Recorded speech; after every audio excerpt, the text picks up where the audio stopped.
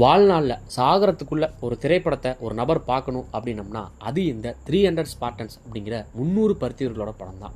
நம்ம சாகர தருவாயில் கூட இந்த படத்தை பார்த்துருந்தோம்னு வைங்களேன், யம பாசக்கயிறோட நம்ம உயிரை எடுக்க வரக்கூடிய அந்த தருணத்தில் கூட யமனை எதிர்த்து சண்டை போடணும் அப்படிங்கிற ஒரு வீரம் நம்மளை அறியாமலே வரும்.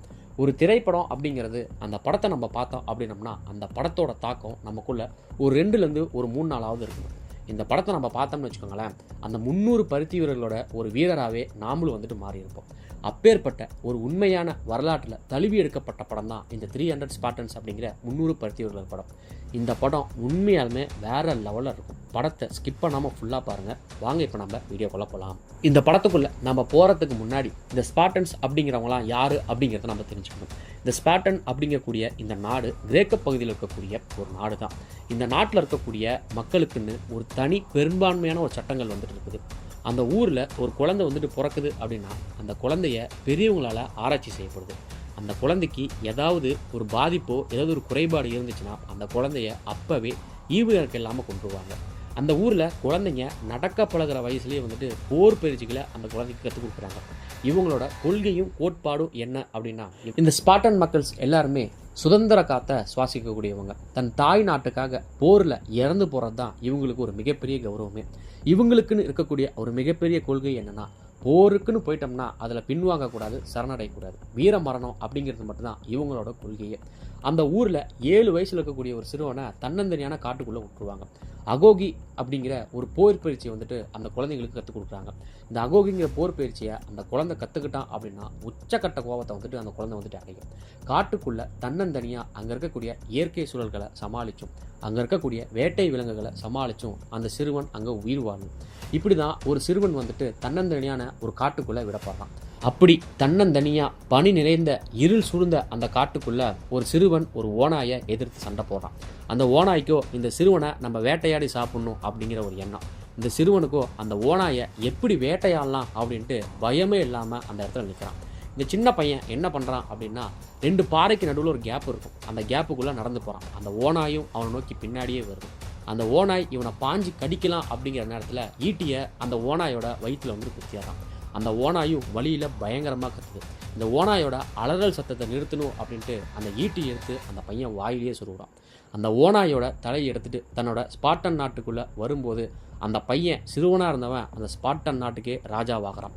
அந்த ராஜா தான் லியோனைடஸ் அப்படிங்கிற இந்த 300 பருத்தி வீரர்களையுமே தலைமை தாங்கி போருக்கு போனவர் தான் இந்த மன்னர். இந்த மன்னரும் இந்த மன்னரோட போன அந்த 300 பருத்தி வீரர்களும் தன் தாய் நாட்டுக்காக என்ன செஞ்சாங்க, அதே மாதிரி எத்தனாயிரக்கணக்கான பெர்ஷியன் வீரர்களை கொன்னாங்க அப்படிங்கிற விஷயத்த ஒரு ஸ்பார்டன் படை வீரன் மீதி இருக்கக்கூடிய ஸ்பார்டன் படை வீரர்களுக்கு எடுத்து கூறிட்டு இருக்காரு. இந்த 300 பருத்தி வீரர்களும் போருக்கு கிளம்புறதுக்கு முன்னாடி பெர்ஷியா அப்படிங்கிற நாட்டில் இருக்கக்கூடிய ஜெக்சிஸ் அப்படிங்கிற மன்னனோட தூதுவர்கள் ஸ்பார்டன் நாட்டுக்கு வராங்க.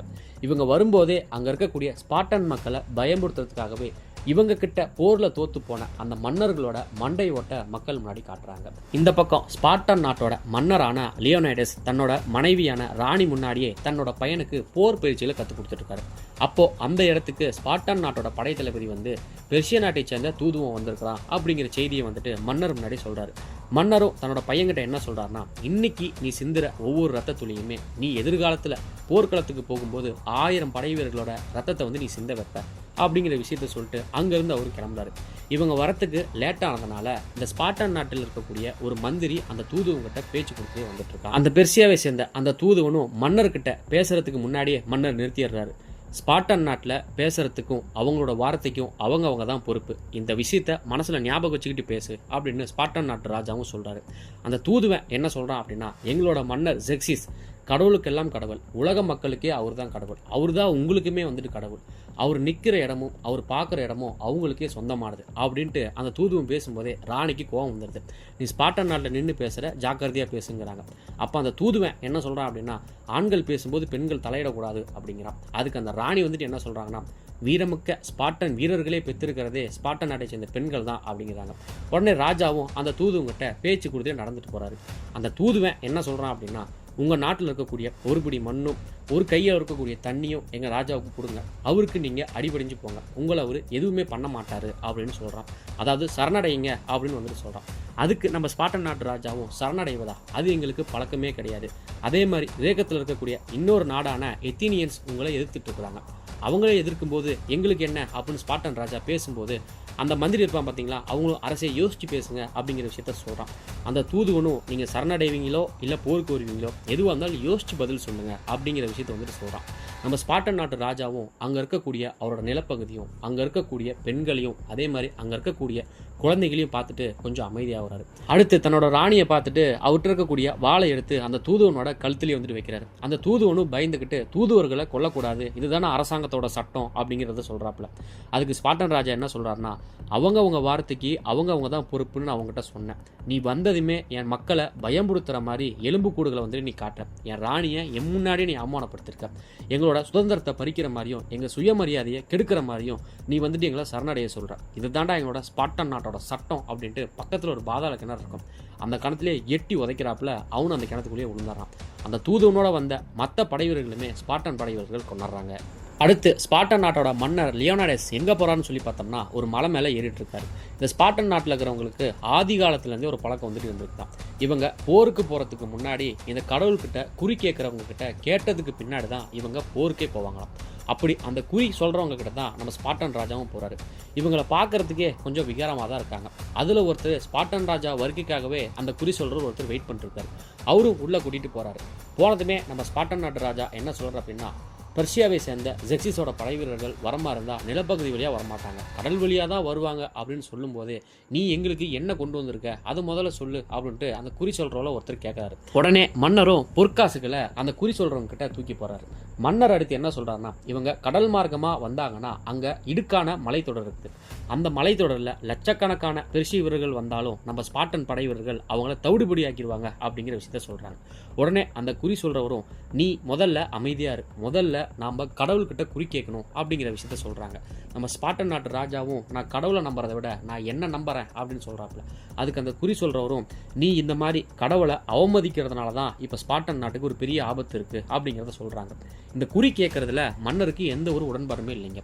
இந்த குறி கேட்குறவங்க என்ன சொல்கிறாங்க அப்படின்னா, ஸ்பார்டன் நாட்டில் இருக்கக்கூடிய இளம் பெண்களை தான் இவங்க வந்துட்டு பயன்படுத்துகிறாங்களாம் அந்த குறி சொல்கிறதுக்கு. அந்த குறி சொல்கிற அப்படிங்கிற பேரில் அந்த பெண்களையும் வந்து பார்த்திங்கன்னா இவங்களோட சுய தேவைக்கு அவங்கள பயன்படுத்திக்கிறாங்க. அந்த குறி கேட்குறவரும் அந்த பொண்ணு என்ன சொல்கிறா அப்படிங்கிறத இவர் மன்னர்கிட்ட சொல்லிட்டு இருக்காரு. இது நிறைஞ்ச பௌர்ணமி நிறைந்த மாதம், இந்த மாதம் ஸ்பார்ட்டாவோட பண்டிகை காலம், இந்த காலத்துக்கு ஸ்பார்ட்டா போருக்கு போகக்கூடாது, அப்படி போனால் ஸ்பார்ட்டா கண்டிப்பாக வீழும் அப்படிங்கிற விஷயத்தை வந்துட்டு சொல்கிறாங்க. இதில் நம்ம ராஜாவுக்கு ஒரு உடன்பாடே இல்லை. அங்கேருந்து குழப்பத்தோடு கிளம்புறாரு. மன்னர் அங்கேருந்து போனதுக்கு பின்னாடி இந்த குறி சொல்கிறவங்க இருப்பாங்க பார்த்தீங்களா, அவங்க இடத்துக்கு ஸ்பார்டன் நாட்டை சேர்ந்த ஒரு அமைச்சரும் இந்த ஜெக்சிஸ்னு இருப்பார் பார்த்தீங்களா பெர்ஷியன் நாட்டு மன்னர், அவரோட தூதுவரும் அந்த இடத்துல இருக்கிறாங்க. அந்த தூதுவனும் அப்படியே தங்க பொற்காசுகளை தூக்கி எறிகிறான். இன்றைக்கி நீங்கள் எங்களுக்கு வேலை பார்த்த மாதிரியே எப்பயுமே நீங்கள் வேலை பார்க்கணும், அப்படி வேலை பார்த்தீங்க அப்படின்னா தங்க காசில் நீங்கள் குளிக்கலாம், டெய்லியும் இளம் பெண்கள் உங்களுக்காக அனுப்பப்படுவாங்க அப்படின்னு சொல்கிறான். நம்மளோட ஸ்பார்டன் ராஜாவுக்கு இங்கேருந்தே துரோகம் வந்துட்டு ஆரம்பிக்குது. மன்னரும் அன்னைக்கு குழப்பத்தோடையே வந்துட்டு தூங்குறாரு. மன்னர் அடுத்த நாள் காலையில் நிறையா படை வீரர்களை சந்திக்கிறாரு. அந்த படை தளபதி என்ன சொல்கிறான்னா, நீங்கள் சொன்ன மாதிரியே வம்சத்துக்கு ஒரு ஆள் அப்படின்னு தலை சிறந்த படை வீரர்கள் போருக்காக வந்திருக்காங்க அப்படிங்கிற விஷயத்த சொல்கிறாங்க. அந்த போர் வீரர்களை மன்னர் பார்த்துட்டு இருக்கும்போதே அதில் ஒரு படை வீரன் என்ன சொல்கிறான்னா, நீங்கள் எதுக்கும் கவலைப்படாதீங்க அரசே, எங்கள் உயிர் இருக்கிற வரைக்கும் உங்களுக்காகவும் நம்ம ஸ்பார்டன் நாட்டுக்காகவும் நாங்கள் போராடுவோம் அப்படின்னு சொல்கிறான். அதில் ஒரு படை வீரனை பார்த்துட்டு அந்த படை தளபதி கிட்ட மன்னர் என்ன கேட்குறாருன்னா, அது உங்களோட பையன் தானே, போருக்கு வரத்துக்காக வயசு இன்னும் அவனுக்கு வரலையே அப்படின்னு சொல்கிறாப்புல. அதுக்கு அந்த படை தளபதி என்ன சொல்கிறான்னா, நான் முதல்ல போர் செஞ்சப்ப இவனோட எனக்கு வயசு கம்மி அப்படிங்கிற விஷயத்த சொல்கிறாங்க. உடனே அந்த ஸ்பார்டன் நாட்டை சேர்ந்த மந்திரிகள் எல்லாமே வராங்க. ராஜாவை பார்த்ததுமே நீங்கள் எங்ககிட்ட சொல்லாமல் எங்கே நீங்கள் படைகளை கூட்டிகிட்டு போகிறீங்க, எந்த போருக்கு போகிறீங்க அப்படின்னு கேட்குறாங்க. அதுக்கு நம்ம ஸ்பார்டன் நாட்டு மன்னரும் இவங்களை கூட்டிகிட்டு நான் போருக்கு போகல, இவங்க எல்லாருமே எனக்கான மெய்க்காவலர்கள் அப்படிங்கிற விஷயத்த சொல்கிறாங்க. அதில் இந்த துரோகம் பண்ணால் பார்த்தீங்களா அந்த அமைச்சர் வந்துட்டு இப்போ நீங்கள் எந்த பக்கம் போகிறீங்க அப்படின்னு நம்ம மன்னரை பார்த்து கேட்குறான். நம்ம மன்னரும் இது வரைக்கும் யோசிக்கல, வடக்கு பக்கம் போகலான்னு நாங்கள் இருக்கிறோம் அப்படிங்கிற விஷயத்த சொல்கிறான். இவர் வடக்கு பக்கம் போகிறாங்க அப்படின்னு தெரிஞ்சதுமே அந்த அமைச்சர்களுக்கு தெரிஞ்சிச்சு இவர் போருக்கு தான் போகிறாருன்ட்டு. அப்போது ஸ்பார்டன் நாட்டு மன்னர் என்ன சொல்கிறார் அப்படின்னா, அந்த அமைச்சரை பார்த்துட்டு பெண்களோட சேர்ந்து நீயும் நம்ம ஸ்பார்டன் நாட்டை பாதுகாப்பாக பார்த்துக்கோ அப்படின்னு சொல்லிட்டு அங்கேருந்து அவர் கிளம்புறாரு. கிளம்பும்போது தன்னோட மனைவியும் தன்னோட குழந்தையும் போய் பார்க்குறாரு. குழந்தைகிட்ட இருந்து அந்த தலை கவசரங்க பார்த்தீங்களா, அதை வாங்கிக்கிறாரு. மனைவி கிட்ட இருந்து அந்த கேடயத்தையும் அவர் வாங்கி போருக்கு கிளம்புற அந்த தருணத்தில் ஸ்பார்டன் நாட்டு ராணி என்ன பண்ணுறாங்கன்னா, ராஜாவை நிறுத்தி அவங்க கழுத்தில் இருக்கக்கூடிய $1 ராஜாவோட கையில் வந்துட்டு கொடுக்குறாங்க. அந்த டாலரை கொடுத்துட்டு ராணி என்ன சொல்கிறாங்க அப்படின்னா, போருக்கு போகிறீங்க, போனால் ஒன்று வெற்றி இல்லைனா வீர மரணம் தான் அப்படிங்கிற விஷயத்த சொல்கிறாங்க. இந்த ஸ்பார்டன் நாட்டை சேர்ந்த படை வீரர்களுக்கும் எவ்வளவு தான் உடல் வலிமையும் மன வலிமையும் இருந்தாலும் அவங்களால காதலை எப்படி வெளிப்படுத்துறதுன்னு தெரியாமல் அங்கேருந்து எல்லா படை இவங்கெல்லாம் போகிற வழியில் அதே கிரேக்க பகுதியை சேர்ந்த அக்கேடிய நாட்டு ராஜாவும் அவங்களோட படை வீரர்களும் நம்ம மன்னர் லியோனாய்டஸ் வந்து பார்க்குறாங்க. நம்ம மன்னரை பார்த்துட்டு, நீங்கள் ஜெக்சிஸை எதிர்த்து போர் பண்ண போகிறதா நாங்கள் கேள்விப்பட்டோம், அதனால தான் நாங்களும் வந்தோம் அப்படின்னு சொல்கிறாங்க. அதுக்கு ஸ்பார்டன் நாட்டு ராஜாவும், எங்களோட சேர்ந்து போர் புரியறதுல எங்களுக்கு எந்த ஆட்சேபனையும் இல்லை, எங்களுக்கு சந்தோஷம் தான் அப்படிங்கிற விஷயத்த சொல்கிறாங்க. அப்போது அந்த அக்கேடிய நாட்டு ராஜா என்ன பண்ணுறாருன்னா, நம்ம ஸ்பார்டன் நாட்டு ராஜாவோட 300 வீரர்கள் மட்டும் தான் வந்திருப்பாங்க.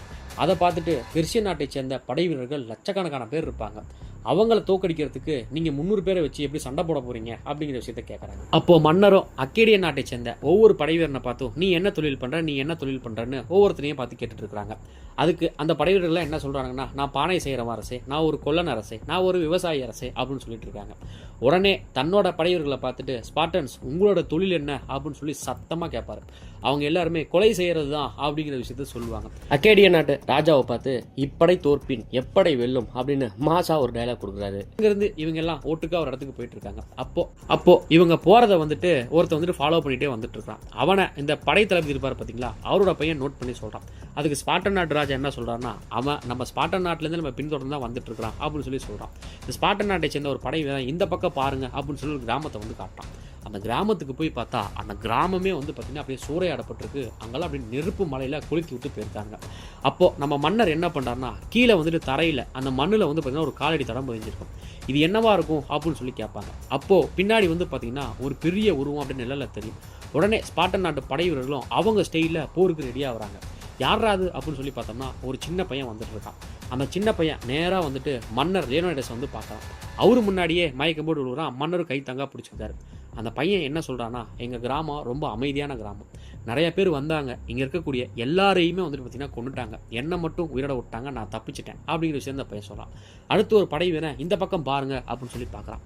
அப்போது அந்த அக்கீடியன் நாட்டை சேர்ந்த அந்த ராஜா வந்துட்டு என்ன சொல்கிறான்னா, பெர்சியாவில் 500 வருஷமாக அவங்க ராஜாக்கள் ஜெயிக்கிறதுக்கான காரணமே அந்த அழிவில்லாத அரக்கர்கள் தான். அவங்க தான் வந்துட்டு இப்படிப்பட்ட காரியத்தை வந்து செஞ்சுருக்கணும். அந்த அழிவில்லாத அரக்கர்களுக்கு அழிவே இல்லை அப்படிங்கிற விஷயத்த அந்த அக்கீடியன் நாட்டு ராஜாவும் சொல்கிறாரு. நம்ம ராஜாவும் அந்த இடத்தையே பார்த்துட்டு, அழிவில்லாத அரக்கர்களா, அவங்களையும் ஒரு கை பார்க்கலாம் அப்படின்னு சொல்லிட்டு இவங்க எதை பார்க்குறாங்களோ அந்த இடத்த காட்டுறாங்க. பார்த்தா ஒரு மரத்தில் அந்த கிராமத்தில் இருக்கக்கூடிய அத்தனை மக்களையுமே கொன்று அந்த மரத்துலேயே வந்து பார்த்திங்கன்னா சொருவி வச்சுருக்கானுங்க.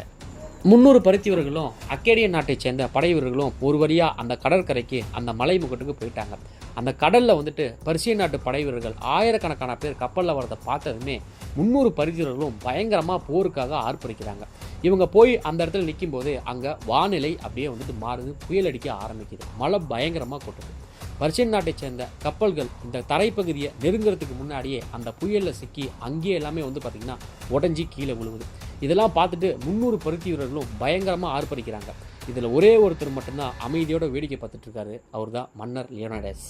இந்த பக்கம் ஸ்பார்டன் நாட்டு ராணியும் ஸ்பார்டன் நாட்டை சேர்ந்த ஒரு அமைச்சரை பார்க்கறதுக்காக தன்னோட வீட்டுக்கு வந்துட்டு வர வச்சிருக்காங்க. அந்த அமைச்சர் வந்துட்டு என்ன சொல்கிறாருன்னா, எதுவாக இருந்தாலும் நம்ம அரசவையிலே பேசிக்கலாமே ராணி அப்படின்னு வந்துட்டு சொல்கிறாங்க. அதுக்கு ராணி வந்துட்டு என்ன சொல்கிறாங்கன்னா, அரசவையில் நான் பேசணும், எவ்வளோ விரைவாக அவங்களால அரசவையை கூட்ட முடியுமோ கூட்டுங்க அப்படிங்கிற விஷயத்த சொல்கிறாங்க. அதுக்கு அந்த அமைச்சரும், என்னால் முடிஞ்ச அளவுக்கு எவ்வளோ பேரை அரசவையில் சீக்கிரமாக கூட்ட முடியுமோ நான் கூட்டுறேன் அப்படின்னு சொல்லிட்டு அவரு அங்கேருந்து கிளம்பிட்டு இருக்காரு.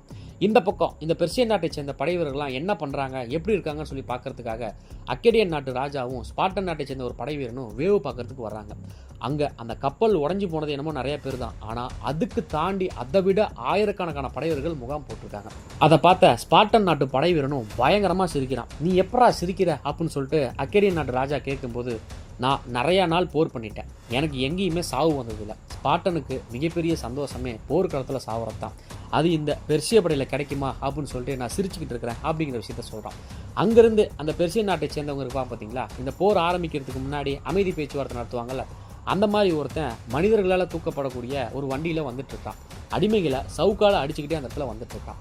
அங்கே ஸ்பார்டன் நாட்டு படைவீரர்கள் என்ன பண்ணுறாங்கன்னா ஒரு மதில் சுவரை எடுத்துட்டு இருக்காங்க. அந்த பேச்சுவார்த்தைக்கு வந்தான் பார்த்தீங்களா, அவன் உங்களோட தலைமை எங்க அப்படின்னு சொல்லி கேட்டு நம்ம ஸ்பார்டன் படைவீரர்கள்லாம் ஒரு மதில் சுவர் மாதிரி எழுப்பிட்டு இருக்காங்க. இந்த மதில் சுவர்களா எங்களோட ஆயிரக்கணக்கான பர்சிய படைவீரர்களை தாக்கு பிடிக்கும் அப்படின்னு சொல்லிட்டு அந்த மதில் சுவரை அப்படியே உத்து பார்க்குறான். பார்த்தா பர்சியன் நாட்டை சேர்ந்த படைவீரர்கள் இருக்காங்க பார்த்தீங்களா, அவங்களோட பிணங்களை வச்சு தான் இவங்க அந்த மதில் சுவரே கட்டியிருக்காங்க.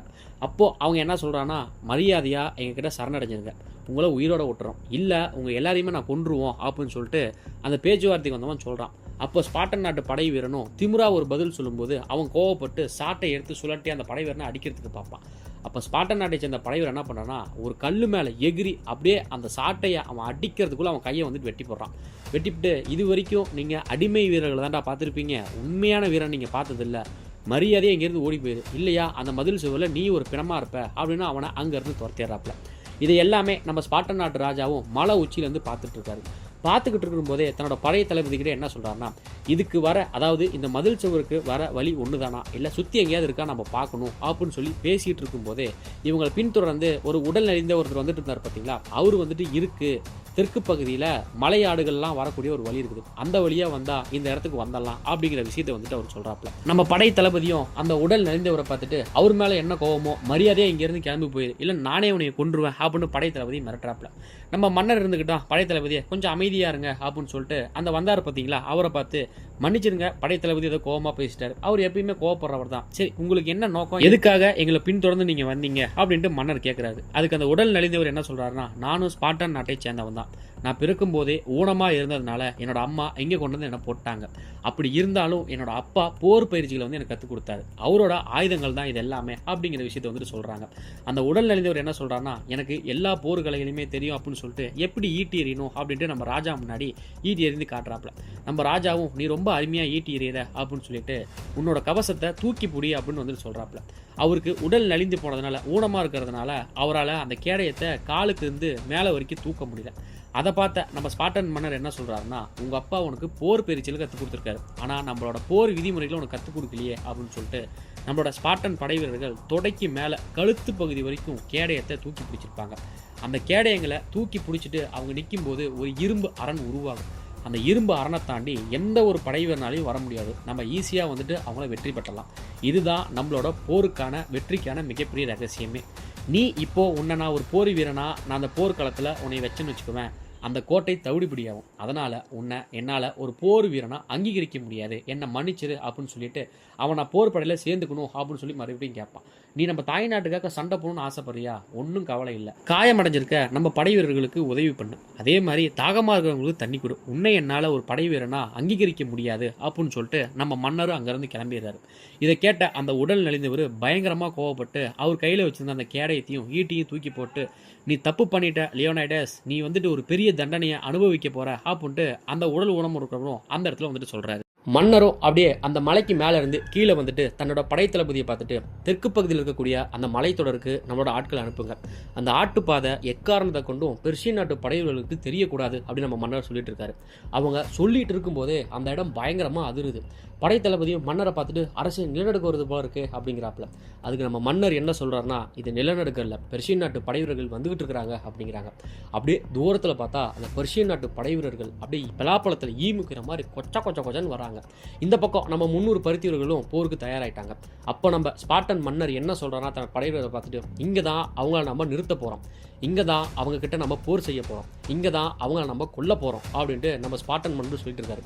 படை தளபதியும் வெற்றி மட்டும்தான் நம்மளோட இலக்கு அப்படின்னு சொல்கிறாங்க. படை வீரர்களும் அதுக்கு உற்சாகமாக வராங்க. இந்த பர்ஷியன் படை வீரர்கள் இருக்காங்க பார்த்தீங்களா, அவன் ஒருத்தன் பேச்சுவார்த்தைக்கு குதிரை மேலே ஏறி வரான். அவன் என்ன சொல்கிறான்னா, ஸ்பார்டன் வீரர்களே எங்கள் கிட்ட சரணடைஞ்சிருங்க, இல்லை நீங்கள் உயிரை விட்டுருவீங்க அப்படின்னு அவன் சொல்கிறான். இந்த பக்கம் நம்ம 300 பரிந்துரைகள் என்ன ரிப்ளை கொடுக்குறாங்கன்னா, ஒரு ஈட்டி எடுத்து எறிகிறாங்க. அந்த ஈட்டி சரியாக அந்த பேச வந்தான் பார்த்தீங்களா, அவன் நெஞ்சிலேயே குத்தி அவன் சம்பவத்துக்கு செத்து போயிடறான். உடனே போர் முரசு அங்கே கொட்டுது. 300 பரிந்துரைகளுக்கும் அவங்களுக்கும் போர் நெருங்கக்கூடிய அந்த தருணத்தில் கூட மன்னர் என்ன சொல்கிறாருன்னா, இங்கே எந்த பெர்ஷியன் நாட்டு படை வீரர்களும் நம்ம கைது செய்ய போகிறதில்ல, எல்லாரையுமே நம்ம கொல்ல போகிறோம், இந்த போர் இந்த நாள் இன்னைக்கு வரலாறுல இடம் பிடிக்க போகுது அப்படின்னு சொல்லி பெர்ஷியன் நாட்டு படை வீரர்கள் வேகமா வந்து ஸ்பார்டன் படை வீரர்கள் வச்சிருக்கக்கூடிய அந்த கேடயத்திலேயே மோதுறாங்க. இவங்க மோதல்ல ஸ்பார்டன் படை வீரர்கள் அப்படியே கொஞ்சம் பின்னாடி போயிட்டு இருக்காங்க. ஒரு கட்டத்துக்கு மேல பெர்ஷியன் நாட்டு படை வீரர்களை அப்படியே லாக் பண்ணி நிறுத்துறாங்க. இவங்க என்ன பண்றாங்கன்னா, முன் வரிசையில் இருக்கக்கூடிய அந்த ஸ்பார்டன் படை வீரர்கள் அந்த கேடயத்தை, அதாவது பெர்ஷியன் நாட்டு படை வீரர்கள் மோதிட்டு இருப்பாங்க பாத்தீங்களா, அந்த கேடயத்தை தள்ளி விட்டு ஈட்டியால குத்துறாங்க. ஒரு லைன் செத்து போனதும் மறுபடியும் வந்து பார்த்தீங்கன்னா அந்த கேடயத்தை வச்சுக்கிறாங்க. மறுபடியும் அந்த கேடயத்தை தூக்கி போட்டு ஈட்டியால வந்துட்டு சொல்லுறாங்க. மறுபடியும் அதே மாதிரி பயன்படுத்தி அங்க இருக்கக்கூடிய ஆயிரக்கணக்கான பெர்ஷிய படைவர்களை கொள்றாங்க. ஒரு கட்டத்துக்கு மேல இவங்க எல்லாருமே பிரிஞ்சு சண்டை போட ஆரம்பிக்கிறாங்க. இதில் நம்ம ஸ்பார்டன் நாட்டு மன்னரோட சண்டையை மட்டும் அப்படியே தனியா வந்துட்டு ஸ்லோ மோஷன்ல காட்டுவாங்க. பயங்கர வெடித்தனமா இருக்கும். மன்னர் ஈட்டியால அங்க வரக்கூடிய படைவர்கள் எல்லாத்தையும் குத்தி போடுறாப்ல. ஒரு ஈட்டியை தூக்கி அப்படியே ஒருத்த மேல நெஞ்சில வந்துட்டு இறக்காரு. அடுத்து வாள் எடுத்து சண்டை போறாரு. வந்ததுமே ஒருத்தரோட கழுத்து வெட்டுறாரு. அடுத்து ஒருத்தரோட காலை வெட்டுறாரு. ஸ்பார்டன் நாட்டோட படை வீரர்கள் அவங்க வாழ்நாளில் கற்றுக்கிட்ட மொத்த போர் பயிற்சியுமே இந்த பெர்ஷியன் நாட்டு படை வீரர்கள் மேலே காட்டுறாங்க. போருக்கு வந்த முக்காவாசி பெர்ஷியன் நாட்டு படை வீரர்கள் இறந்து போயிட்டாங்க. மீதி எஞ்சிருக்கக்கூடிய இந்த கால்வாசி படை வீரர்களும் மலையோட விளிம்பில் இருந்துக்கிட்டு இவங்க கிட்ட போர் பண்ணாமல் அப்படி பயந்து நிற்கிறாங்க. அப்போ படைத்தளபதி என்ன சொல்றாருன்னா, அவங்களுக்கு நம்ம தண்ணி காட்டணும் போல இருக்குது, அவங்களுக்கு தண்ணி தாக்க இருந்துச்சு போல இருக்குது அப்படின்னு படைத்தளபதி சொல்றாரு. மன்னரோ அவங்களுக்கு நம்ம தண்ணி காட்டிடுவோம் அப்படின்ட்டு அந்த மலையோட விளிம்புல இருந்து அத்தனை பெர்ஷியன் நாட்டு படைவர்களும் தள்ளி விட்டே கொள்றாங்க.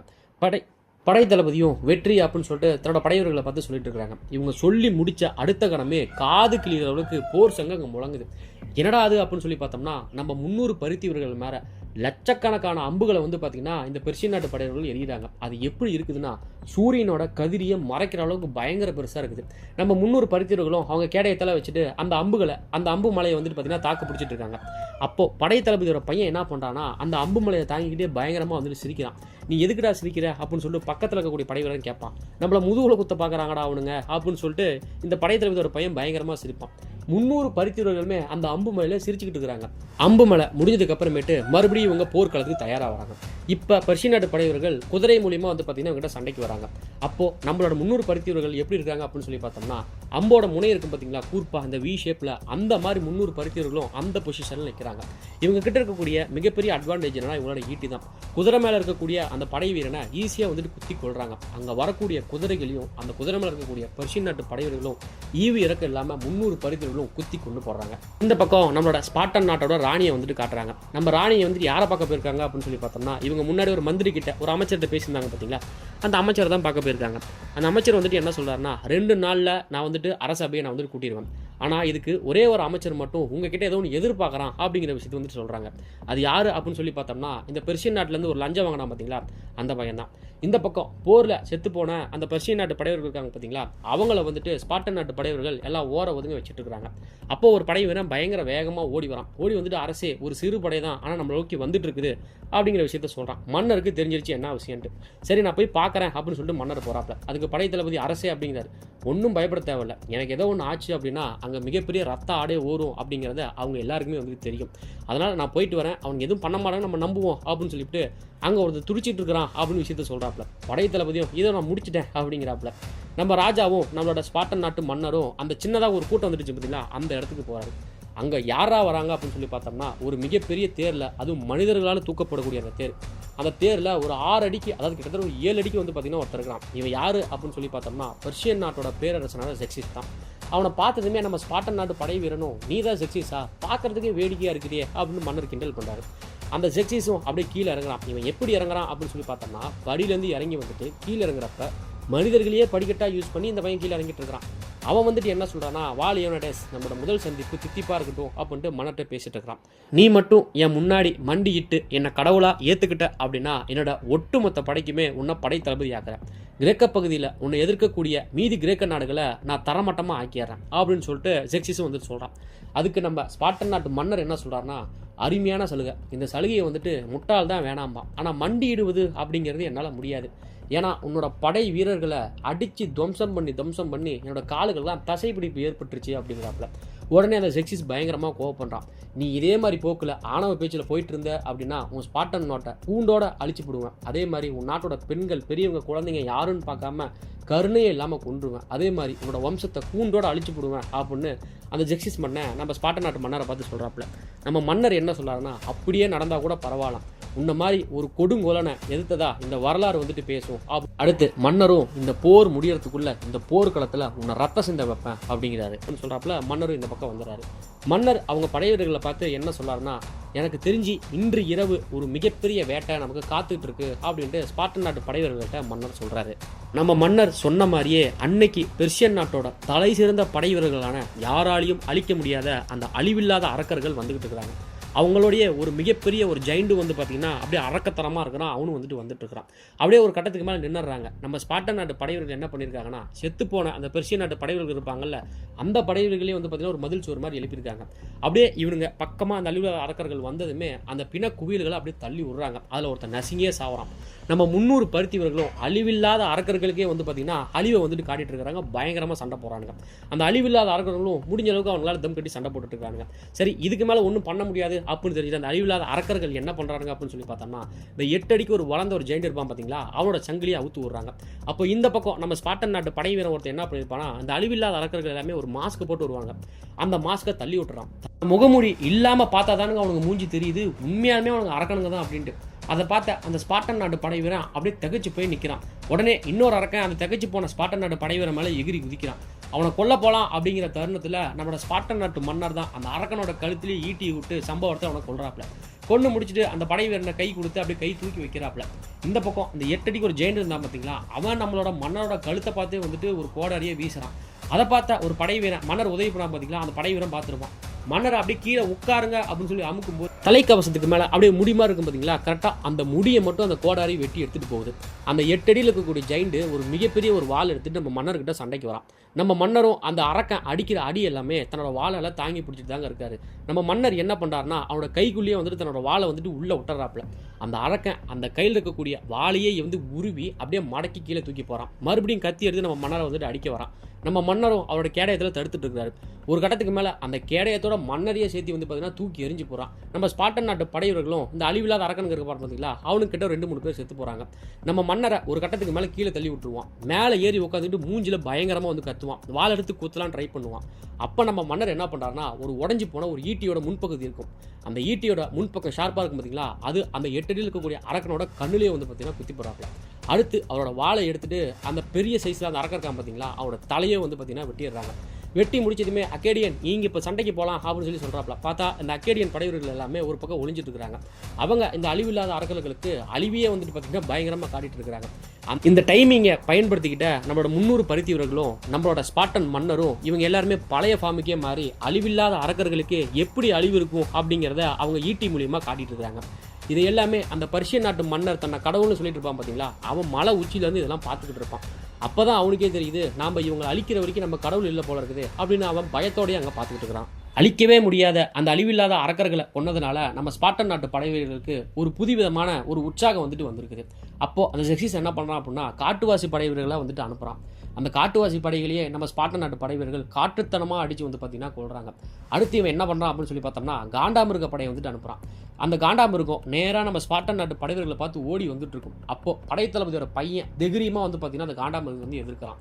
இவன் கையில் ஒரு ஈட்டி இருக்கும். அந்த ஈட்டியை நேராக அந்த காண்டாமிருகத்தை பார்த்து தூக்கி எறிகிறான். அது காண்டாமிருகத்தோட கண்ணுலேயே வந்து பார்த்தீங்கன்னா சொய்விடும். குத்துப்பட்ட அந்த காண்டாமிருகம் அப்படியே இவங்களை பார்த்து வேகமாக ஓடி வந்துக்கிட்டே இருக்கும். படைத்தளபதியோட பையனை தூக்கி எரிஞ்சிருமோ அப்படின்னு சொல்லி பார்த்தா படைத்தளபதியோட பையனோட காலுக்கு கீழே வந்து பார்த்தீங்கன்னா அந்த காண்டாமிருகம் அப்படியே சரிஞ்சு போய் கீழே விழுகும். அடுத்து ஜெக்சிஸ் பயத்தில் என்ன பண்ணுறான் அப்படின்னு சொல்லி பார்த்தோம்னா, இந்த மந்திர தந்திரங்களை பயன்படுத்தி ஒரு வெடிகுண்டு மாதிரி இருக்கும். அந்த வெடிகுண்டை தூக்கி போட்டு அதில் கண்ணாடி பீஸுகள்லாம் செதறும். அது மூலியமாக அந்த ஸ்பார்டன்ஸை கொண்டு போடலாமா அப்படின்னு சொல்லிட்டு அவங்கள வந்துட்டு அனுப்புகிறான்.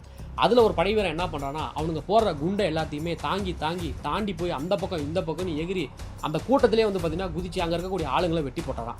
அதில் ஒருத்தன் கையில் குண்டு வச்சிருப்பான். அந்த குண்டுகள் இருக்கக்கூடிய நிறைய பகுதியில் போய் அந்த குண்டும் போயிட்டு விழுந்துருது.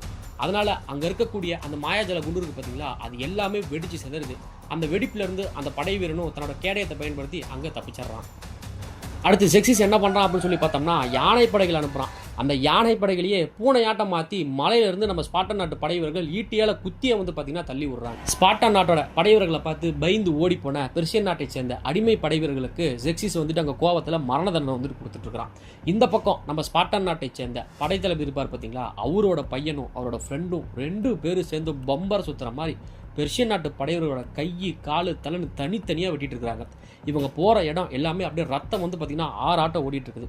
மன்னர் வந்துட்டு மறுபடியும் ஒன்று சேருங்க அப்படின்னு சொல்லி கூப்பிட்றாங்க. அப்போ படை தளபதி வந்துட்டு தன்னோட பையனை பார்த்துட்டு, நீ சாதிச்சதுடா, உன்னை பார்த்தா எனக்கு ரொம்ப பெருமையாக இருக்குது அப்படின்னு தன்னோட பையனை பார்த்து பெருமைப்படுறாரு. நம்ம அப்பா நம்மளை பாராட்டுறாடே அப்படின்னு சொல்லிட்டு அப்பாவை பார்த்துட்டு இருக்கக்கூடிய அந்த தருணத்தில் பெர்ஷியன் நாட்டு படை வீரன் ஒருத்தர் வந்துட்டு நம்ம படைத்தளபதியோட பையனோட தலையை வந்து பார்த்திங்கன்னா வெட்டிடுறான்.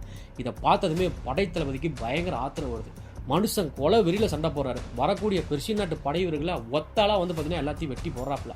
தன்னோட பையனோட அந்த பிணத்தை பார்த்துட்டு, அந்த தலையில்லாத அந்த உடம்பை பார்த்துட்டு மனுஷன் அலறில் மீது இருக்கக்கூடிய பெர்ஷியன் நாட்டு படைவர்கள்லாம் அப்படியே எல்லாமே தெரிச்சு ஓடி போயிட்டாங்க. இந்த ஸ்பார்டன் நாட்டை சேர்ந்த உடல் நலிந்தவர் இருப்பார் பார்த்தீங்களா, அந்த ஆள் எங்கடா போயிருக்கான் அப்படின்னு சொல்லி பார்த்தோம்னா பெர்ஷியன் நாட்டு மன்னரை தாங்க பார்க்க போயிருக்கான். பெர்ஷியன் நாட்டு மன்னர் இந்த உடல் நலிந்தவரை பார்த்து என்ன சொல்றாரு அப்படின்னா, உன்னை லியோனைடஸ் அவமதிச்சிட்டான், உன்னோட போர் வித்தைகளை வந்து பார்த்தீங்கன்னா அவன் வந்துட்டு புறக்கணிச்சிட்டான், நீ ஊனமுற்றவனால உன்னை அவமானப்படுத்தி அனுப்பிட்டான். ஆனால் நான் அப்படி இல்லை, என் முன்னாடி மண்டிட்டு உனக்கு தேவையான அனைத்தையுமே நான் கொடுக்குறேன், நீ என்ன கேட்டாலும் கொடுக்குறேன், தங்கம் வெள்ளி வைரம் பெண்கள் வேணுமா எல்லாருமே உனக்கு வாரி வழங்குறேன், என் முன்னாடி மண்டிட்டு என்னை கடவுளாக ஏற்றுக்கோ, அந்த தெற்கு மலைத்தொடர் பகுதியாக எப்படி போய் ஸ்பார்டன் படையவர்களை சுத்து போடணும் அப்படிங்கிற விஷயத்தை மட்டும் என்கிட்ட சொல்லு அப்படின்னு பெர்ஷியன் நாட்டு மன்னர் ஜெக்சிஸ் வந்து சொல்கிறாப்ல.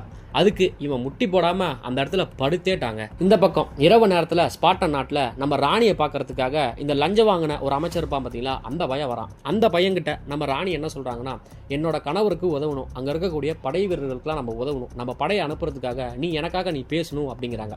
அப்போது ராணி கிட்ட அவன் தப்பாக நடந்துக்க முயற்சி பண்ணும்போது ராணி அவனை கன்னத்திலே வந்து பார்த்தீங்கன்னா அடிச்சிடுறாங்க. அதுக்கு அந்த அமைச்சரும் கோவப்பட்டு ராணியோட கழுத்தை நசுக்கிட்டு, இந்த பையன் என்ன சொல்கிறான் அப்படின்னு சொல்லி பார்த்தோம்னா, உன்னோட கணவன் போரில் வெற்றி அடைஞ்சு இங்கே வந்தாலுமே அரசவையே என்னோட பக்கம் தான் இருக்குது, எங்களை மீறி எங்ககிட்ட சொல்லாமல் அவர் போருக்கு போனதுனால அந்த ஆளையே நாங்கள் சிறையில் வந்துட்டு போடுவோம் அப்படின்னு கழுத்தை நெரிச்சிக்க சொல்கிறான். உடனே ராணியோட கழுத்துலேருந்து கையை வந்துட்டு அவனும் எடுத்துடுறான். சரி உனக்கு இப்போ என்னதான் தேவை அப்படின்னு சொல்லி கேட்குறான். நீ தான் வேணும் அப்படின்னு சொல்லிட்டு அந்த பையன் வந்துட்டு தன் கணவனுக்காகவும் அங்கே இருக்கக்கூடிய படை வீரர்களுக்காகவும் ராணி தன்னோட கற்பையே வந்துட்டு பார்த்தீங்கன்னா அந்த லஞ்சம் வாங்கின அமைச்சர்கிட்ட கொடுத்து போடுறாங்க. இந்த பக்கம் ஸ்பார்டன் நாட்டை சேர்ந்த படை வீரனுக்கு ஒருத்தனுக்கு ஒரு கண்ணு பயிற்சி போடுறது போர்க்களத்தில். அவன் அந்த கண்ணை துணியை வச்சு கட்டிட்டு இருக்கக்கூடிய அந்த நேரத்தில் ஸ்பார்டன் நாட்டு மன்னர் அங்கே வந்துடுறாப்புல. உன்னோட கண்கள் பரவாயில்லையா அப்படின்னு அந்த வீரனை பார்த்து கேட்குறாப்புல. அதுக்கு அந்த வீரன் என்ன சொல்கிறான்னா, அதுக்கு தான் அரசே கடவுள் 2 கண்ணு கொடுத்துருக்காரு, ஒரு கண்ணு போனால் என்ன, இன்னொரு கண்ணை வச்சு நான் போரிடுவேன் அப்படின்ட்டு அவங்க 2 பேரும் அங்கே பேசிட்டு இருக்காங்க. அப்போது இந்த அக்கேடியன் நாட்டை சேர்ந்த அரசர் இருப்பார் பார்த்தீங்களா, அவர் குதிரை மேலே வேகமாக வந்துட்டு இருக்காரு. வந்து நம்ம மன்னர்கிட்ட என்ன சொல்கிறாருன்னா, அவ்வளோதான் நம்மளோட போர் இத்தோட நின்று போச்சு அப்படிங்கிறாரு. இந்த போர் நிற்குதோ ஆரம்பிக்குதோ அதை நான் தான் முடிவு பண்ணும், என்ன விஷயம் எதுவாக இருந்தாலும் சொல்லு அப்படின்னு நம்ம அரசர் வந்துட்டு கேட்குறாரு. அதுக்கு அந்த அக்கேடியன் நாட்டு அரசர், உன்னோட நாட்டை சேர்ந்த அந்த ஊனமுற்றவன் ஜெக்சிஸ் கிட்ட போயிட்டு இந்த தெற்கு மலைத்தொடர் வழியாக எப்படி வந்துட்டு நம்மளை ரவுண்டு கட்டணும் அப்படிங்கிற விஷயத்தை வந்துட்டு சொல்லிட்டான். அதனால ஒட்டுமொத்த படையுமே நாளை காலையில் நம்மளை வந்து ரவுண்டு கட்டிடும், அதனால் நான் இங்கேருந்து நான் கிளம்புறேன் அப்படிங்கிற விஷயத்தை வந்துட்டு அக்கேடியன் நாட்டு அரசர் சொல்கிறாரு. அதுக்கு ஸ்பார்டன் நாட்டு மன்னர் என்ன சொல்கிறாருன்னா, ஸ்பார்டன்ஸ் வெற்றிக்கு தயாராகுங்கள் அப்படின்னு கத்துறாரு. வெற்றியா, அது எப்படி நடக்கும் அப்படின்னு அக்கேடியன் நாட்டு அரசர் கேட்குறப்ப, ஸ்பார்டன்ஸ் பின்வாங்க போவதும் இல்லை, சரணடைய போவதும் இல்லை, எங்களோட ஒரே குறிக்கோள் எங்கள் தாய் நாட்டுக்காக வீர மரணம் அடைகிறது தான் அப்படிங்கிற விஷயத்த சொல்கிறாங்க. இங்கேருந்து நீ போறியா, தாராளமாக போ, ஆனால் இங்கே என்ன நடந்துச்சு அப்படிங்கிற விஷயத்த ஒவ்வொரு கிரேக்கங்கிட்டையும் போய் சொல்லு, இது உனக்கும் தான் அப்படின்னு சொல்லிட்டு அந்த அக்கேடியன் நாட்டு அரசர்கிட்ட சொல்கிறாரு. அந்த அக்கேடியன் நாட்டு அரசரும் நான் வர லியோனைடஸ் அப்படின்னு சொல்லிட்டு அந்த ஆளும் அங்கேருந்து கிளம்பிடுறாப்புல. ஸ்பார்டன் நாட்டு மன்னரும் தன்னோட படை வீரர்களை பார்த்து, நம்ம எல்லாருமே ஸ்பார்டன் நாட்டு வீரர்கள், நமக்கு இருக்கக்கூடிய ஸ்பார்டன் நாட்டு சட்டம் எல்லாருக்குமே பொதுவானது, நம்ம சுதந்திர காற்றை சுவாசிக்கக்கூடியவங்க, அதனால் நம்ம பின்வாங்க போகிறதும் இல்லை, சரணடைய போவதும் இல்லை, போரில் வீர மரணம் தான் அப்படின்னு சொல்லி கத்துறாப்புல. படை வீரர்கள் அத்தனை பேருமே அதுக்கு சரி சரின்னு கத்திக்கிட்டு இருக்கானுங்க. அப்போது படை தளபதி நம்ம மன்னரை பார்க்கறதுக்கு வராரு. நம்ம மன்னரும், உன்னோட பையன் இறந்ததுனால உனக்கு மனசில் ஏதோ வலி இருக்கா அப்படிங்கிற விஷயத்தை கேட்குறாப்புல. வலியா, அதெல்லாம் எனக்கு இருந்ததே கிடையாது, என் மகன் என் தாய் நாட்டுக்காக தானே, அவனோட தாய் நாட்டுக்காக தானே அவன் உயிரிழந்தான், இப்போ என் மனசில் வந்துட்டு கவலை இல்லை, வலி இல்லை, கொலவெறி தான் இருக்குது அப்படின்னு சொல்கிறாப்புல. இவங்க எல்லாருமே சாப்பிட்ருக்கக்கூடிய அந்த நேரத்தில் இந்த கண்ணில் ஒருத்தருக்கு அடிபிடிச்சு பார்த்தீங்களா, அவரை மட்டும் நம்ம ஸ்பார்டன் நாட்டு அரசர் தனியாக கூப்பிட்றாப்புல. நீ எனக்காக ஒரு உதவி பண்ணணும் அப்படின்னு கேட்குறாப்புல. என்ன அரசே சொல்லுங்க அப்படிங்கிறாரு. உடனே நம் தாய் நாட்டுக்கு நீ கிளம்பணும் அப்படிங்கிற விஷயத்த சொல்றாரு. அரசே நான் போர் செய்யும் அரசே, எனக்கு எந்த பிரச்சனையும் இல்லை அப்படிங்கிற அந்த படை வீரர்னு சொல்கிறான். அதுக்கு நம்ம அரசர் என்ன சொல்றாருன்னா, இங்கே இருக்கக்கூடிய ஸ்பார்டன் படை வீரர்களுக்கு இல்லாத ஒரு தகுதி உனக்கு இருக்குது, நீ போ, நம்ம கிரேக்க நாட்டுக்கு போ, ஒவ்வொரு கிரேக்கங்கிட்டையும் என்னோட வரலாறை சொல்லு, என்னோட கதையை சொல்லு, 300 பருத்தி வீரர்களும் அவங்க தாய் நாட்டுக்காக என்ன பண்ணாங்க அப்படிங்கிற விஷயத்த சொல்லு அப்படிங்கிறான். இது சரியான விஷயம் தான் அப்படின்ட்டு அந்த ஸ்பார்டன் நாட்டு படை வீரனும் அங்கேருந்து கிளம்புறதுக்கு ஒத்துக்கிறான். அடுத்து உங்கள் ராணிக்கு ஏதாவது சொல்லணுமா அப்படின்ட்டு மன்னரை பார்த்து அவனும் கேட்குறான். நம்ம மன்னர் என் ராணிக்கா அப்படின்னு சொல்லிட்டு, ராணி போருக்கு போகிறப்போ ஒரு $1 கொடுத்தாங்க பார்த்தீங்களா, அந்த $1 கழட்டி அந்த படை வீரனோட கையில் வந்துட்டு பார்த்தீங்கன்னா வைக்கிறாரு. 300 பருத்தி வீரர்கள் மட்டும் அங்கே இருக்கிறாங்க. மீதி இருக்கக்கூடிய அக்கேடியன் நாட்டை சேர்ந்த அந்த கிரேக்க படை வீரர்கள் இருப்பாங்க பார்த்தீங்களா, அவங்கெல்லாம் போயிட்டு இருக்காங்க. அதில் ஒரே ஒருத்தன் மட்டும்தான் இவங்களை திரும்பி பார்க்குறான். நம்ம மன்னர் என்ன சொல்கிறாருன்னா, ஸ்பார்டன்ஸ் இன்னைக்கு எல்லாருமே வயிறார சாப்பிடுவோங்க, அடுத்து நமக்கு உணவு அப்படிங்கிறது நரகத்தில் அப்படின்னு மன்னர் வந்துட்டு கத்துறாரு. இந்த பக்கம் ஸ்பார்டன் நாட்டோட அமைச்சரவை வந்து பார்த்தீங்கன்னா கூடுது. அதில் ராணி வந்துட்டு என்ன சொல்கிறாங்க அப்படின்னா, 300 பருத்தி வீரர்களோட குடும்பத்துக்காகவாது நாம் வந்துட்டு படை வீரர்களை வந்துட்டு அனுப்பணும் அப்படின்னு பேசிகிட்டு இருக்கிறப்பே, நம்ம ஸ்பார்டன் நாட்டு மேலே உனக்கு அவ்வளவு அக்கறையா அப்படின்னு சொல்லிட்டு இந்த லஞ்சம் வாங்கின அமைச்சர் இருக்கான் பார்த்தீங்களா, அவன் வந்து பேசுகிறான். நம்ம ராணியை பார்த்து தப்பாக வந்துட்டு பேசுகிறான். இவளுக்கு ஒரு தேவை அப்படின்னா அவள் என்ன வேணாலும் வந்துட்டு பண்ணுவாள். நேற்று அவளுக்கு ஒரு தேவை அப்படிங்கிறதுக்காக என்னையே வந்து பார்த்தீங்கன்னா அவள் படுக்கறைக்கு கூப்பிட்டா அப்படின்னு சொல்லி ராணியை பார்த்து தப்பாக சொல்லும்போது ராணி அவனை அடிக்கிறதுக்கு போவாங்க. அப்போது அங்கே இருக்கக்கூடிய 2 படை வீரர்கள் வந்து பார்த்தீங்கன்னா பிடிச்சிடுறாங்க. ராணியை பற்றி அசிங்கமாக பேசிகிட்டு இருக்கும்போது ராணிக்கு ஒரு கட்டத்துக்கு மேலே கோவம் வந்துடுது. பக்கத்தில் ஒரு படை வீரனோட வாளை எடுத்து அந்த அமைச்சரோட வயிற்றுலேயே வந்து பார்த்தீங்கன்னா குத்தி போடுறாங்க. குத்தி அந்த கத்தியை எடுக்கும்போது அந்த அமைச்சரோட இடுப்பு பையில் இருந்துட்டு நிறையா வந்து பார்த்தீங்கன்னா ஜெக்சிஸ் நாட்டோட அரசனோட முத்திரை குத்தின தங்க காசுகள் அப்படியே சிதறி போகுது. அதை பார்த்த அனைவருமே வந்துட்டு இவன் துரோகி அப்படின்ட்டு அந்த இடத்துல முடிவு பண்ணிடுறாங்க. இந்த பக்கம் போர்க்களத்தில் நம்ம 300 பருத்தி வீரர்களுமே ஜெக்சிஸோட படை வீரர்கள் சூழ்ந்துட்டாங்க. ஜெக்சிஸும் அந்த இடத்துல இருக்கிறான். 300 பருத்தி வீரர்களுக்கு முன்னாடி நம்ம மன்னர் லியோனிடாஸ் அப்படியே நின்றுட்டு இருக்காரு. இந்த பக்கம் ஜெக்சிஸுக்காக ஒருத்தன் பேச்சுவார்த்தைக்கு முன்னாடி வரான். அவன் வந்து என்ன சொல்கிறாங்கன்னா, உன்னோட போர் திறமைகளை பார்த்து எங்களோட மன்னர் கடவுளுக்கெல்லாம் கடவுள் ஆச்சரியப்பட்டு போயிட்டாரு. உன்னோட சிறு படையை வச்சே எங்களோட பெரிய படையை வந்து நீ அழிச்சிருக்க. அந்த அழிவெல்லாம் பொறுத்துக்கிட்டு உன் மேலே கருணை காட்டுறதுக்கு எங்களோட கடவுளுக்கெல்லாம் கடவுள் காத்து கொண்டிருக்கிறார். அதுக்கு நீ செய்ய வேண்டிய ஒரே ஒரு வேலை என்னன்னா, அவரை நீ மண்டியிட்டு அவர் கடவுளாக ஏற்றுக்கிட்டு நீ தலை வழங்கின அப்படின்னா உன்னோட ஸ்பார்டன் நாடு மட்டும் இல்லை, ஒட்டுமொத்த கிரேக்கத்துக்குமே நீ படை தளபதியாக ஆயிடலாம். இப்போ இருக்கக்கூடிய ஸ்பார்டன் நாடு செல்வ செழிப்பில் அப்படியே குளிக்கும் அப்படிங்கிற விஷயத்தை இந்த பேச்சுவார்த்தைக்கு வந்து பேசிட்டு இருக்கிறான். அப்போ இந்த ஊனமுற்ற இருப்பான் பார்த்தீங்களா, அவன் வந்துட்டு நம்மளோட ஜெக்சிஸ் மன்னரை கடவுளாக ஏற்றுக்கோ, இங்கேருந்து உயிர் தப்பிச்சு ஓடிவிடு, நான் சொல்கிறத கேளு அப்படிங்கிற விஷயத்த அவனும் சொல்கிறான். அதுக்கு இந்த பேச்சுவார்த்தைக்கு வந்து உன் நண்பன் சொல்கிறத சொல்லு, உனக்காக மன்னர்கிட்ட அவன் நல்ல விதமாக தான் பேசினான் அப்படிங்கிற விஷயத்த சொல்கிறாங்க. நம்ம மன்னர் எல்லாத்தையுமே கவனிச்சுக்கிட்டு 300 பருத்தி வீரர்களோட மூச்சு காற்றை மட்டுமே அவர் அப்படியே கேட்டுட்டு இருக்காரு. நம்ம மன்னர் அமைதியாக அப்படியே பார்த்துக்கிட்டே அவரோட தலை கவசம் இருக்கும் பார்த்தீங்களா, அதை கீழே போகிறாரு. அடுத்து அவரோட கேடயத்தும் வந்து பார்த்தீங்கன்னா கீழே போகிறாரு. அடுத்து தன்னோட ஈட்டியை போடுறதுக்கு முன்னாடி அந்த ஊனமுற்ற வைப்பான் பார்த்தீங்களா, வரலாறு உன்னை என்றைக்குமே மறக்காது இந்த போர்க்களத்தில் அப்படிங்கிற விஷயத்த சொல்கிறாரு. அது சொன்னதுமே அந்த ஊனமுற்றனோட மூஞ்சி அப்படியே சுருங்கி போகுது. அடுத்து அந்த பேச்சுவார்த்தைக்கு வந்துவேன் ஈட்டியை போடு கீழே அப்படிங்கிறாப்புல ஈட்டியும் போடுறாப்புல. நம்ம மன்னரும் யாரும் முன்னாடியுமே மண்டி போடாத ஸ்பார்டன் நாட்டை சேர்ந்த லியோனிடாஸ் முதல் முறையாக ஜெக்சிஸ் மன்னனோட மண்டிடுறாரு. அதை பார்த்ததுமே அந்த ஜெக்சிஸ் நாட்டு மன்னர் இருப்பான் பார்த்தீங்களா, இப்போ தானே நான் ஒரு முழு கடவுள் அப்படின்னு சொல்லிட்டு கையை ரெண்டையும் தூக்கி நான் ஒரு கடவுள் தாண்டா அப்படிங்கிற ஒரு எண்ணம் அவன் நினச்சிட்டு இருக்கிறப்பே நம்ம ஸ்பார்டன் நாட்டு மன்னர் என்ன பண்ணுறாருனா, ஸ்பார்டன் படையூர்லேருந்து ஒருத்தனோட பேரை வந்துட்டு பயங்கரமாக கத்துறாரு. அவன் ஸ்பார்டன் நாட்டு மன்னர் மேலேயே எகிரி குதிச்சு அந்த ஒருத்தன் பேச்சுவார்த்தைக்கு வந்தான் பார்த்தீங்களா, அவனோட நெஞ்சிலையும் வந்து பார்த்தீங்கன்னா அந்த ஈட்டி எடுத்து சொரிய போகிறான். இதில் கடுப்பான ஜெக்சிஸும் அவங்க நடத்தி கொண்டு குவிங்க அப்படிங்கிறான். ஆயிரக்கணக்கான வில்லாளிகள் ஸ்பார்டன் நாட்டு படைவீரர்கள் மேலே அம்பை வந்துட்டு விடுறாங்க, ஈட்டி எடுத்து தூக்கி போகிறாங்க. அதில் நிறைய ஸ்பார்டன் வீரர்கள் இறந்து போகிறாங்க. நம்மளோட மன்னரோட ஒரே ஒரு குறிக்கோள் என்ன அப்படின்னு சொல்லி பார்த்தோம்னா, ஜெக்சிஸை கொல்லணும் அப்படிங்கிறதுக்காக இவர் கையில் ஈட்டி இருந்துச்சு பார்த்தீங்களா, அந்த ஈட்டி எடுத்து வேகமாக விட்றாப்புல. அந்த ஈட்டி ஜெக்சிஸோட வாய் பகுதியை கிழிச்சிக்கிட்டு அவரோட தேரில் போயிட்டு அப்படியே குத்தி சொருவி நிற்கிது. நம்ம மன்னர் முன்ன சொன்ன மாதிரியே பெர்சிய நாட்டு மன்னரோட வாயை கிழிச்சு அந்த போர்க்களத்தில் ரத்த சிந்த வச்சுட்டாரு. நம்ம ஸ்பார்டன் நாட்டு மன்னரும் அந்த இடத்துல பயங்கரமாக வந்து பார்த்தீங்கன்னா கத்துறாரு. இந்த பக்கம் நம்ம படை தளபதி வந்துட்டு என்ன பண்ணுறான்னா, சண்டை போட்டுட்டு இருக்கிறப்பே ஒருத்தர் ஈட்டியால் வந்து பார்த்தீங்கன்னா குத்தி போடுவான். அந்த ஈட்டியோட அவனை உள்ளே இறக்கி அவனையும் வந்து பார்த்தீங்கன்னா அந்த இடத்துல கொண்டுறாப்புல. படை தளபதியும் அந்த இடத்துல ஊரா வந்து பார்த்தீங்கன்னா வெட்டி கொண்டு போட்டுறாங்க. இந்த பக்கம் நிறைய பேர் வந்து பார்த்தீங்கன்னா அம்புகளாலையும் பயங்கரமாக தாக்கப்பட்டுட்டாங்க. நம்ம ஸ்பார்டன் நாட்டு மன்னருக்கே நெஞ்சில் ஒரு அம்பு வயிற்றில் ஒரு அம்பு பட்டு அவர் அப்படியே முட்டி போட்டு தடுமாறி நின்றுக்கிறாப்புல. அப்போது நம்ம மன்னர்கிட்ட ஒரு படைவர் என்ன சொல்கிறான்னா, உங்களோடு சேர்ந்து சாவதுக்கு என்னோட மரணமே பாக்கியம் பண்ணியிருக்கணும் அப்படிங்கிற விஷயத்த சொல்கிறான். அதுக்கு நம்ம மன்னரும் உங்களோட சேர்ந்து நான் போரிட்டதில் எனக்கு ரொம்ப சந்தோஷம் அப்படிங்கிறாப்புல.